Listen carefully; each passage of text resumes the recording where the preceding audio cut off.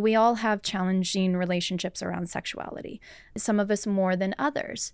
There's so many inhibitions that we have on the daily, where I feel like with psychedelics, we enter like a different portal where we are giving ourselves permission. Psychedelics help us to realize that sex is so much more. Sex is beyond the bodies. It's an energetic experience. We can realize that sex is about using pleasure as our guide rather than chasing down the orgasm. Yeah. The whole idea is to access the gateway of pleasure with your partner. How can that spice things up in the bedroom? Bottom line. We're talking about braving sex using psychedelics in relationships for healing. Dr. Kat Meyer is a licensed psychotherapist specializing in sex, trauma, and psychedelics. So if you've ever been curious about your sexual development, this is the episode for you today. So how did you get into this work? Oh, goodness. It's a long story that we'll condense pretty quickly. And I'm sure you hear that a lot. But it stems from my history of sexual violation from when I was younger that led into childhood depression, anxiety, eating disorders, all these different ways that I was unconsciously trying to find resolution and try to find safety in my body or really just manage these big emotions. I was 18 when I discovered yoga.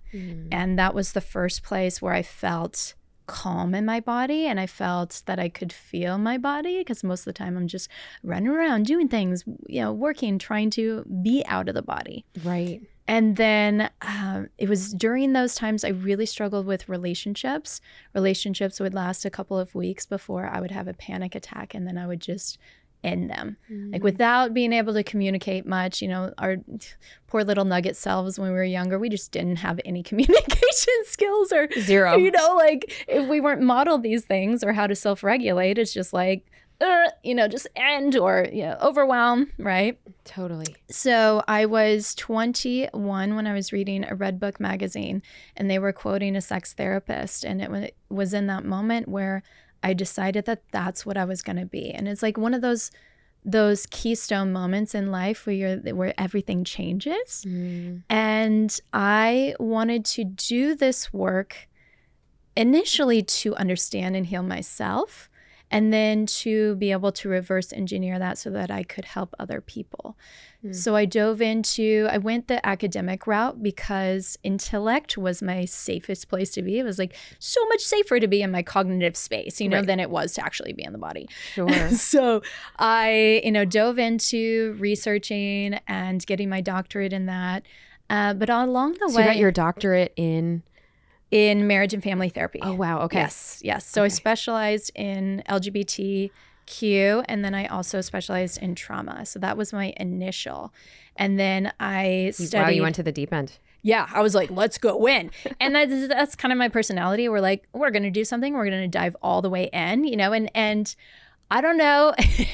Since then, I've matured and I've learned, okay, let's take little bits at a time. Let's digest. Let's integrate what we just learned. Yeah. But here I was like, let's do Tantra. Let's do BDSM. Let's let's fucking go, and it was great and also challenging in some senses because I was, pushing all of my edges.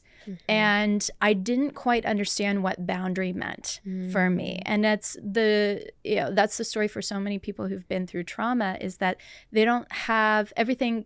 Can be extreme, and finding the boundary or finding, that limit both in their body and then outside of it can be hard. Yeah. And so there's a lot over those years, and this has been, 15 years since I made that decision. Wow. Of, learning the nuance and learning, okay, I don't have to be so extreme with these. Okay, I can learn something integrated and how much that can be more authentic to the nervous system and to the body. And how have you, because you've kind of gone through so many schools of thought. Yeah. How do you now after all of the work that you've done, obviously on yourself, to go through that period of healing and deep work, to actually recognize, come out on the other side and say, this is what I want to, serve for women, for couples, for in a very profound way. What was that for you that you were kind of like, okay, this is what I want to do? And how do you now work with couples? Yeah. So psychedelics specifically is what I speak to now, the intersection of sex, trauma, and psychedelics. Psychedelics were a big part of my healing. And, for the longest time, we couldn't talk openly about psychedelics, especially as a licensed therapist. That was something that, it's still illegal. And I came to the conclusion that, this was a big part of my own healing, especially the ceremonial culture. I remember ayahuasca, the very first session that I did of ayahuasca, I went into the bathroom and I looked in the mirror and I fell in love with the adorableness of myself. As in, I was hands on my little baby cheeks and I was flicking my little eyelashes and I was I'm so cute, and this was this moment of realizing the embodiment of self-love. And before that, I had been teaching about self-love and the importance of self-love. And you see self-love on all these fucking memes on Instagram. And it's okay, yeah, that's the goal, but how do I actually reach that? And then so many of us shame ourselves because we're not there. Right. And it's okay, let me hide that I don't actually self-love myself. But I'm going to talk about it and write memes about it, but I don't really actually know how to do it. Exactly. Or what is it that I'm even trying to strive for? What is self-love? And so in that moment, I really felt it. And I was oh, this is what I'm working towards. And it made it easier for me to have, come out of that experience and then work practices towards that because I actually knew where I was going. And I think this is the case for so many people. We all have challenging relationships around sexuality. Some of us more than others. And to be able to have a space like psychedelics to go into and experience these reference points of self-compassion, of letting go, of trust in yourself or the world, boundaries, it can help us to, again, go back and then work the steps in our everyday sober life, non-altered life. Right. Yeah. Right. Well, and I feel like there's so many inhibitions that we have kind of on the daily, where I feel like with psychedelics, we kind of enter a different portal where we are giving ourselves permission. Yeah. And we can even see this on the neurological level of how this inhibits the part of us that, ruminates or that self-criticizes in every day, and helps to almost create this expansion for us to be in flow, whether you want to call it flow state or play state, or really look at some of the aspects of ourselves that we've been inhibiting, whether we want to call that shadow work or, the stuff that's in the subconscious, because the brain, neatly put it, neatly, not so neatly, put it away for us so that we could function in everyday life. Beautiful for us, as a survival mechanism, but not for a liberated, full expressed self. Yeah. We've got to be able to work through that, somatically release that. If it stays under our conscious awareness, there's nothing we can do with that. Right. Yeah. And why do you think that, couples therapy is already taboo? Yeah. And, people kind of don't really want to talk about, we're on the brave table, so we're going to brave it all. And I think that, normalizing being able to go to therapy, go to somebody that like you, who's, sex therapist and trauma-informed specialist, plus now you're adding a layer of psychedelics. How are you breaking the taboo to help, and for anybody that's listening, what I guess tools or frameworks that you can kind of help dispel all the taboos around why this work is so important? Yeah. So I'll break these two apart, Yeah. therapy and psychedelics, because technically I think that that therapy can be very psychedelic. We're facing off with different parts of ourselves.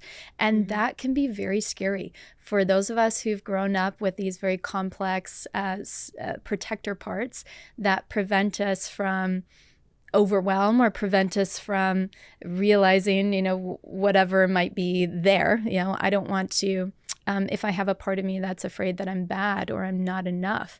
And if I am able to be a workaholic, then I'll never face off with that vulnerability, right? But that also doesn't create vulnerability in a relationship. Why do we have all these dysfunctions in relationships? Because anytime we're coming into a partnership, you are in each other's space and you can't maintain these protector parts all the time. It's exhausting. Yeah. Or we end up hitting each other's vulnerabilities and then, our armor comes up and we yell or we shut down or we, fear abandonment and all of that happens. So you can either allow that to unconsciously continue to play out, or you can be held by a therapist, a third-party person who can hold the space for the unraveling to happen, for the breakdowns to happen. And a good therapist is able to track and attune these moments where somebody tenses or somebody looks away or, a voice changes. And that can be, I like to call them trailheads that we can connect with and then follow in deeper. And that's where it's very psychedelic. You connect this and you follow that thread, and then it can reveal past learned experiences, trauma, instances where mom or dad said something or we were bullied, and then it creates so much more compassion around what just happened versus it just being like, my partner's avoidant or, my partner's too much. And it is like, no, we can have so much more curiosity, compassion, presence with that to be able to help it to unravel. Unravel, even like dissipate. Yeah.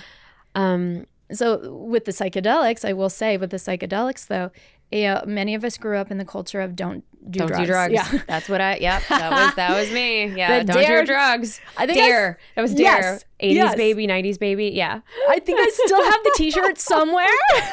I'm sure it's like vintage collection now, but So vintage. Yep. Yeah. And so that was ingrained in our programming. Don't do them. They're dangerous. Like, somebody's going to offer you drugs and like, how many people offer us drugs? Really? Like, it's like, okay. And also just, it was so skewed. It was, there was a lot of propaganda around that as being primarily a racist agenda. Yeah.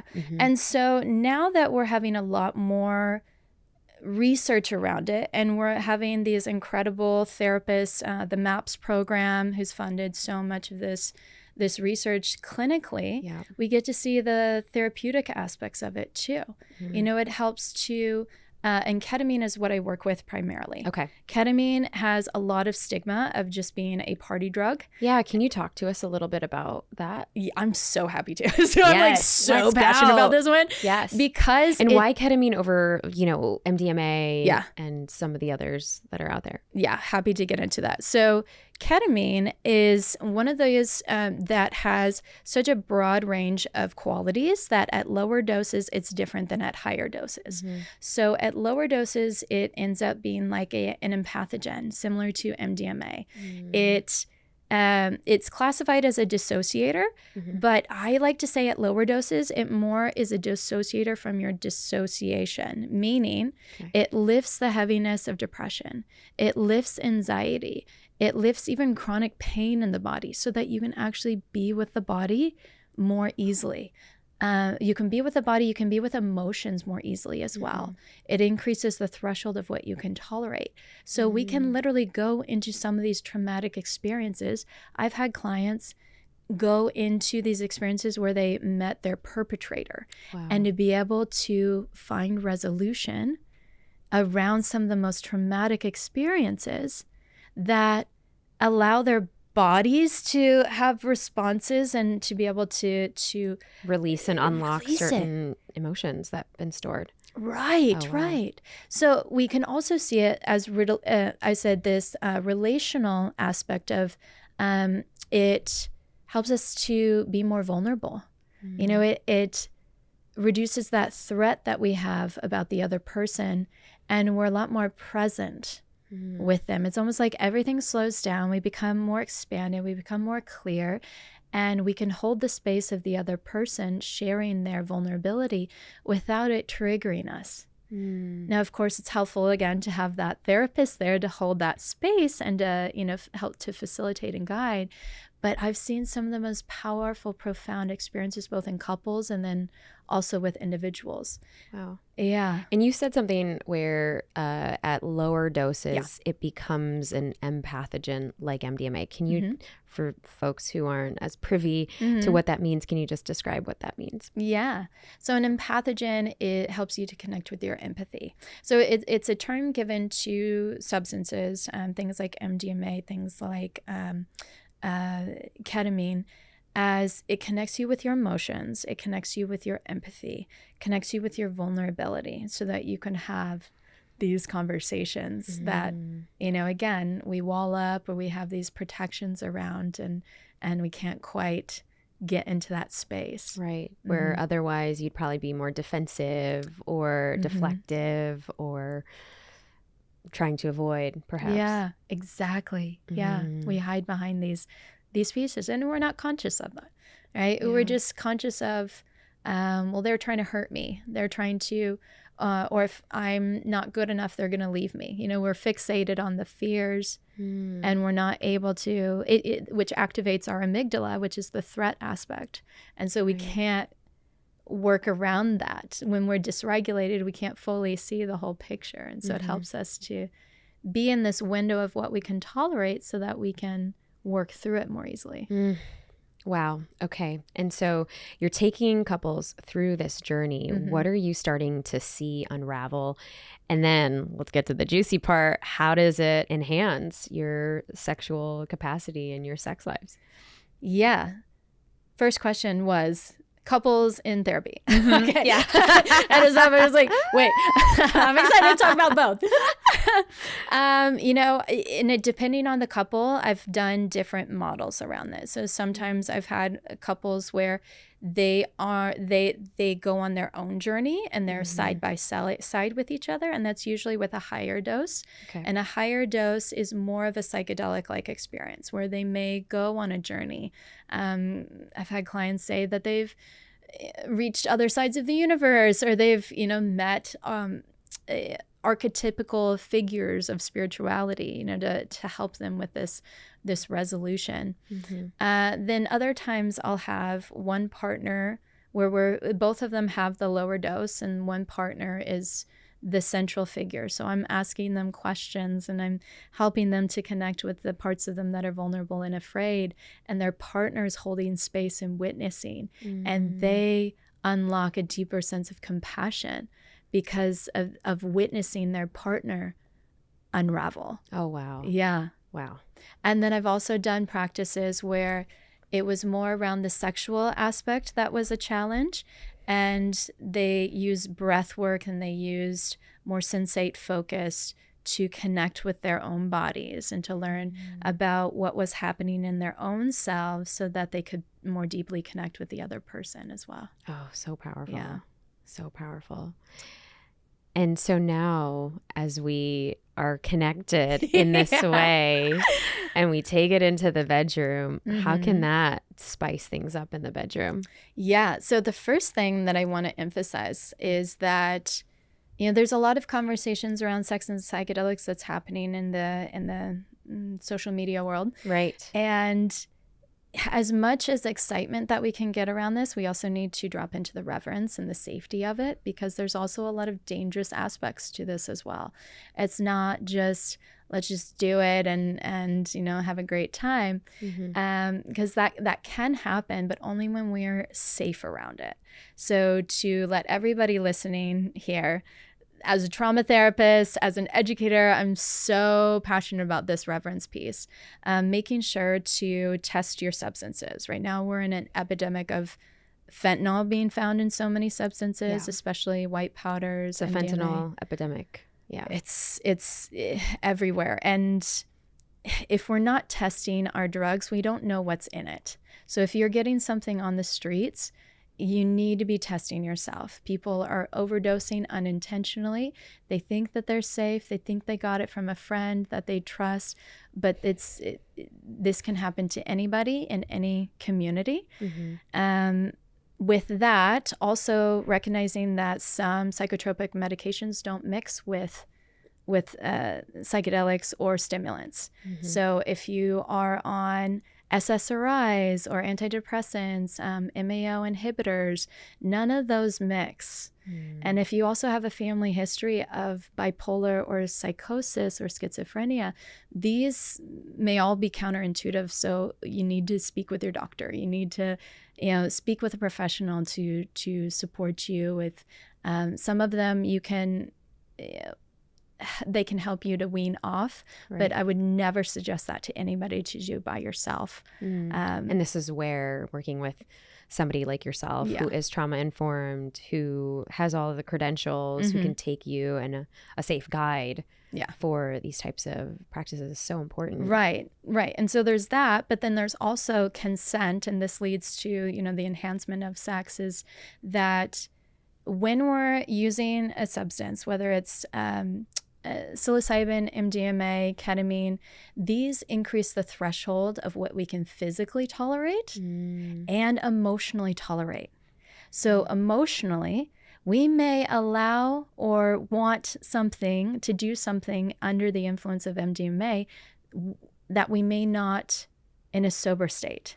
So I've heard people take these drugs with people that they don't really know, and then have sex with them, or, want to do something sexual, and then afterward feel a lot of guilt and a lot of nausea because they went and did something that they wouldn't have otherwise. So there's that to consider. Consent needs to happen before you consume something. Bottom line. And to hold that container. Maybe later you would want to try something more with this person, but this needs to be a sacred held, firm container. I also suggest that same thing with considering who you're doing this with. I warn people, be careful about doing psychedelics with somebody that you're first dating. Oh boy. Because now you're in this experience where like, oh my God, I'm in love with them, and it's just like you feel the connection of love with MDMA. And then you're falling in love with somebody that you just met and you think it's love, is it really? And are they safe? Are they somebody that you can actually trust to form a relationship? Are they a right fit? So these are all considerations to have, as well as the threshold of what you can physically tolerate increases. So I've had people have injuries with ketamine or with MDMA because their body felt so good. They didn't realize that they were rubbing themselves raw, or that they brought in a kink practice and they hurt themselves because of the not able to feel it as well. So these are the things to start. These are all of all the safety parameters that go along with this. Yes, which I think is foundational. If we're going to have a good time with this, can we make sure that we have created a safety around around the practice and around the space? It's different to do it out at a rave than it is in a home environment. And so, if you do it out in the public, you have less control over the intrusions and can you fully unlock or surrender into your own pleasure? And we may not feel safe in order to do that. So having a contained place for you to fully go into your ecstasy, fully go into your wild, erotic, feral self, like that's, if you're in your head of this isn't safe, or like there's people here and the people are, I don't know what they'll think, you're not going to be able to let go into your orgasmic pleasure. You're going to hold it back. Right. Exactly. Yeah. Or you're going to judge, you're going to get into your mind. So this brings me to this, my next question. How do you then, you kind of shared a little bit how you work with couples, but what about in your office? Like, what does that look like if a couple were to come to you and say, I want to work with you, this ketamine assisted therapy? What would that look like? Is it usually like in a bedroom? Is it like in white walls of an office? How does that look like? So I believe in having a container that is very soft and safe and warm and comfortable. So there's dim lighting. There is comfortable pillows and a couch. I am reclined. I'm super comfortable because I'm holding space for 2 or more hours. So I need to be comfortable and I need to model that. And then having the individuals in there, and it really just depends on the format of how I'm working with them. If they're going in their own journey inside, they have an eye mask. And so they're still talking to me, but they're inside, and it helps them to stay in their minds and not be so distracted with, things that are outside of the space. I also bring in instruments because sound and vibration can help to alleviate something that's stuck, or it can get the body to move so that the body can process somatically what's happening. So I have drums, I have chimes, I have all kinds of things, and but it's nobody else can enter in here during that time. It's very safe and yeah. Wow. Yeah. It sounds like a full, even cathartic experience. And I kind of want to get into, what advice do you have for couples who want to kind of further their sexual exploration in the bedroom? Yeah. So this is, it ties back to the question you had around how can we enhance our sex lives with psychedelics. And so to tie both of those together, our bodies are these exquisite instruments that help us to, turn ourselves on. I think we oftentimes outsource our turn on to some like hot dude or some girl or, porn or whatever. Yeah. But we actually hold all of this ability for ourselves. And psychedelics remind us that everything can be an access way to pleasure, or everything around us is erotic. You watch the trees move and the wind as it brushes your arms, and it's like everything is alive and vibrant and can be a turn on. Everything has its own rhythm that if we connect to, we can increase our move towards the threshold of orgasm. Yeah. We call that in science entrainment. So this idea of, if I can connect my internal rhythms, which we have hundreds of internal rhythms going on, but if I can connect my rhythm with the rhythm of the environment or music, the beat of music, or the rhythm of the ocean and the waves, or whatever it is, it can help to amplify that experience for us. So using that to your advantage, having some sort of music with a strong beat, so you and your partner, or if you're doing this solo for yourself, can drop into that rhythm. And then bringing in the tools of breath, sound, movement, visualization, and touch. So all of these create different textures of an experience. You can change your breath to change your state of mind and your body state. So it's like breathing in and out of your mouth brings a different sensation of breathing in and out of your nose. Faster breath versus slower breath.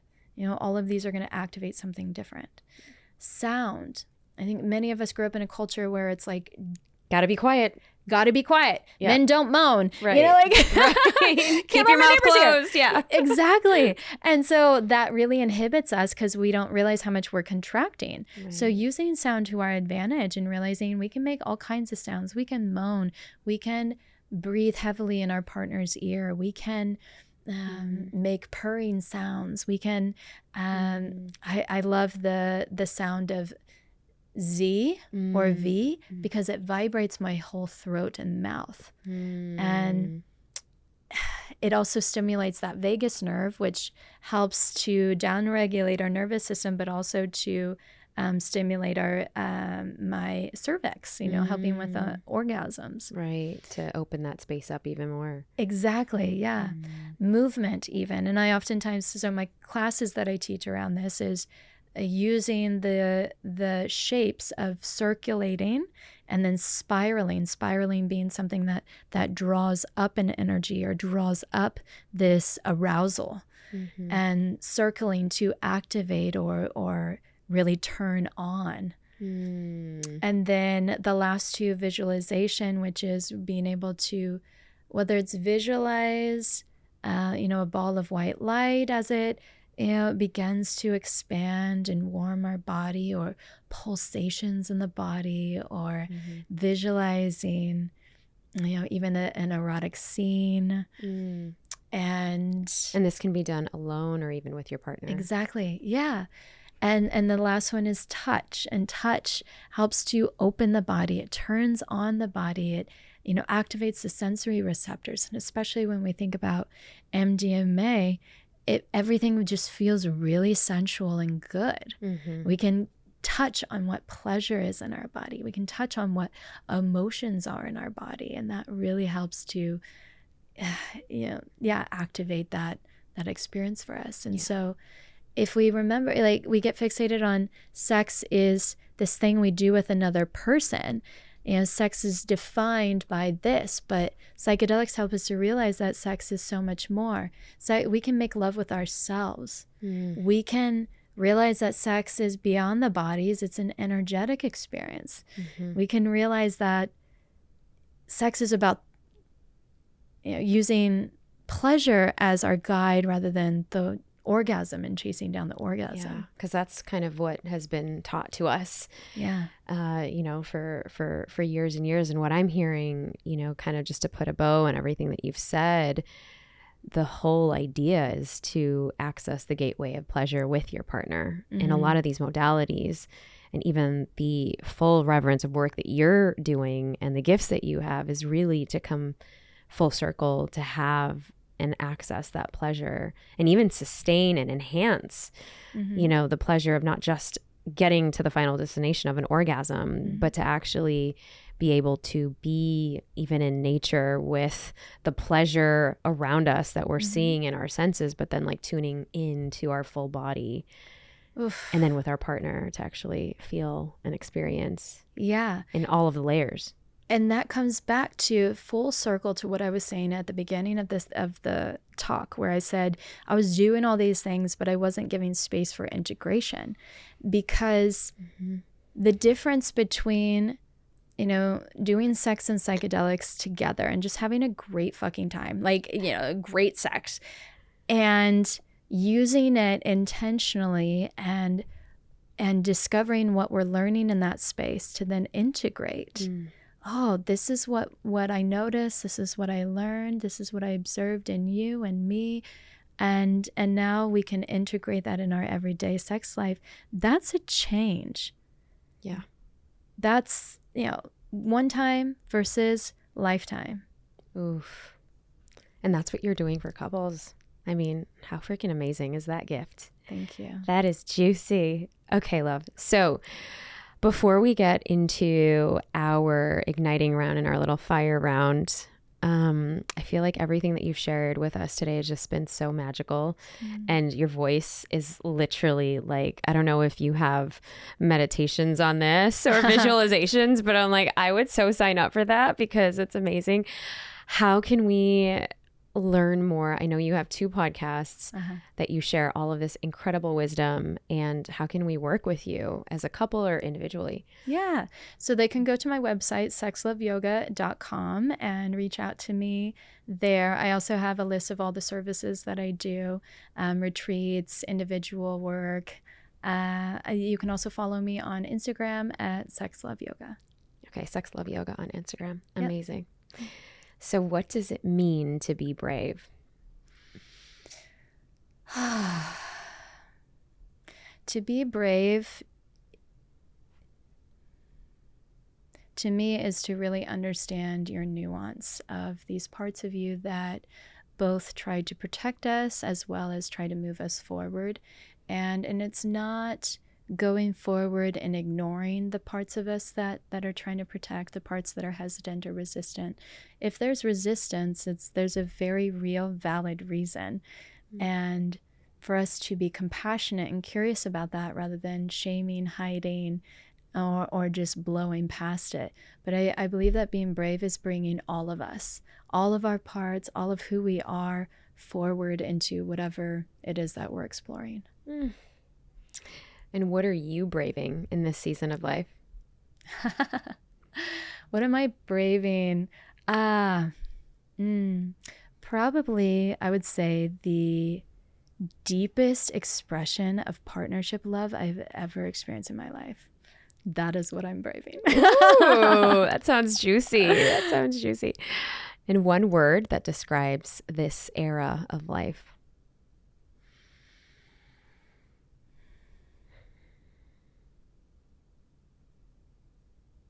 Harmony. Harmony being this finding how all of the parts of my life can work cohesively together, where I don't have to self-sacrifice any of these parts, but really learn how both inside of me can all work together, but then everything external to me, whether it's partnership or career or, community, how can I meet these parts and how can they work together in harmony? So beautiful.